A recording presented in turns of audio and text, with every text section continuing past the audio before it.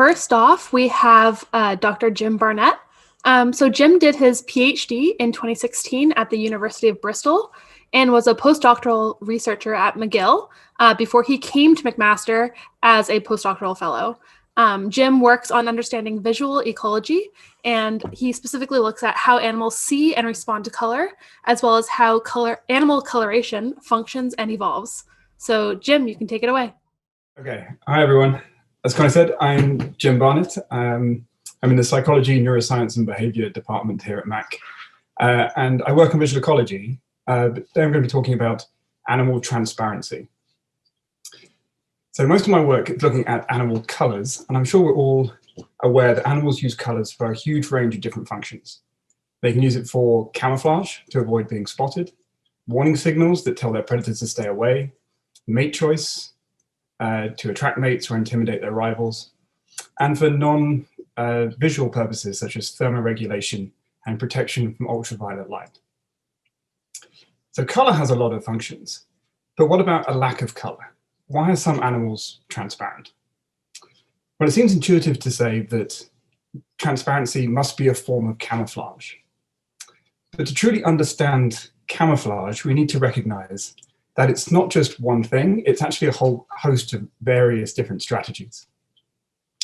And we define these different strategies not by how the color looks, but how it disrupts the visual processes of the observer.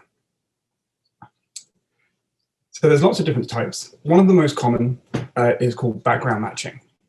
So here an animal will recreate the most common colors and patterns found in its environment to blend into its surroundings. Another strategy, which is quite common, is disruptive coloring. Here an animal, rather than looking at the most common parts of the background, it will use high contrast patterns to break up its outline into a series of unrecognizable shapes. So it seems transparency fits well with these other definitions. It allows you to blend into the environment pretty well. And you can almost say that it's the perfect form of camouflage. And you can see that when you have variable or changeable environments, where if the background changes, a single pigmented color pattern like we have in this background matching and disruptive colored fish here, background changes and suddenly that camouflage is broken. But a transparent pattern means that you just blend into whichever background you happen to be viewed against. Now, lots of species have taken this strategy, but most of them are in the oceans, and you find it in shallow water environments against coral reefs. You also find it out in the open ocean where animals can blend into the water column. But why don't we see that many transparent animals on land? Well, the answer seems to be that being transparent is really difficult. To make your body transparent, you've got to modify all of your tissues to minimize the reflection, refraction, or scattering of light as it moves from the surrounding medium, be that air or water, into your body and then out the other side. Now, if you are an animal which is predominantly made of water, surrounded by water, then there's much less refraction or scattering as light moves into your body. But on land, transparency is pretty rare. But in the last year or so, several new studies have come out which have investigated how transparency may work on land, and it's come down to three new examples. That of the glass-winged butterflies, these clear-wing moths, and also the glass frogs, which is what we've been working on here at McMaster. Now, each of these species uses transparency, but as we will see, each is using it in a very different way. And this is what I'm going to just run through with you now. So the glass-winged butterflies have these large transparent wings to which we can see pretty much all of the background they're viewed against. So this is what we would normally think of when we think of something being transparent. If you're a predator looking for this butterfly, you just look straight through its wings as if the butterfly wasn't there, and the butterfly will blend into whichever background it happens to be viewed against. And this recent research shows that this strategy, which is more akin to background matching, will mean these species survive more than if they were opaque. clearwing moths superficially look quite similar.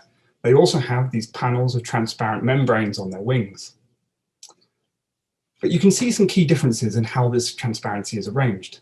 Whereas the glasswing butterflies have these large transparent panels, these moths have small, irregularly shaped patches of transparency, and that's surrounded by a more complex camouflaged pattern.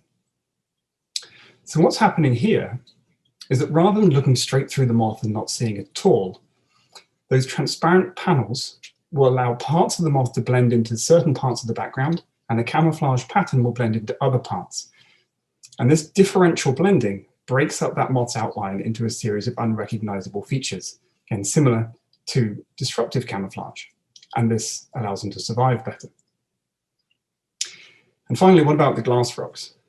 So these species are quite well known because they have a transparent belly skin. You can see their internal organs moving around, like the heart's beating and their blood moving around their bodies. But unlike the butterflies and moths, these species are not fully transparent.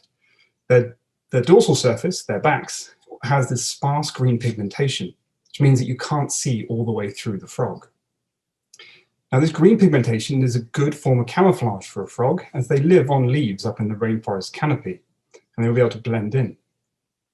But leaves are not all uniform, even though most of them are green. And this translucent skin means that these frogs will change in brightness, although they always stay green. So as these frogs move between different backgrounds, they will brighten and darken to more closely match that background, and this will blend them into that background more smoothly than if they were opaque. And here's how they look in real life. You can see the difference in brightness between the two different backgrounds. So in summary, transparency can form very effective camouflage, but it's much more than just being see-through. The amount of transparency and the degree to which an animal is transparent can vary quite a lot, and it can be arranged in particular ways which disrupt different visual pathways. So rather than thinking about transparency as a type of camouflage, it's much more like a means by which animals facilitate many different forms of camouflage. So, thank you very much.